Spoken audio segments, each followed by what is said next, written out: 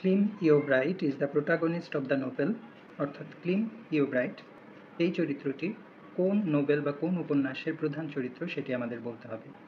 এটি 45তম বিসিএসে আসা একটি প্রশ্ন। অপশনে দেওয়া আছে ডেভিড কপারফিল্ড, অ্যাডাম বেডে, এ প্যাসেজ টু ইন্ডিয়া এবং The Return of the native. David Copperfield লিখেছেন চার্লস ডিকেন্স। যে উপন্যাসগুলোর নাম দেওয়া আছে সেগুলো যেহেতু গুরুত্বপূর্ণ, তাই উপন্যাসগুলো কে লিখেছেন সেগুলো আমাদের জানা জরুরি। ডেভিড কপারফিল্ড লিখেছেন চার্লস ডিকেন্স, অ্যাডাম বেডে লিখেছেন George Eliot, A Passage to India লিখেছেন ইএম ফরস্টার এবং The Return of the Native লিখেছেন থমাস হার্ডি।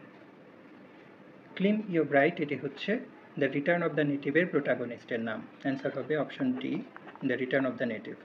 এছাড়া ডেভিড কপারফিল্ডের প্রোটাগনিস্টের নাম ডেভিড কপারফিল্ডই হবে, অ্যাডাম বেডের প্রোটাগনিস্টের নাম অ্যাডাম বেডেই হবে, এই প্যাসেজ টু ইন্ডিয়ার প্রোটাগনিস্টের নাম ডক্টর আজিজ। এই নামগুলো আমাদের জন্য মনে রাখা জরুরি, পরবর্তী বিসিএসগুলোতে এখান থেকে প্রশ্ন আসতে পারে।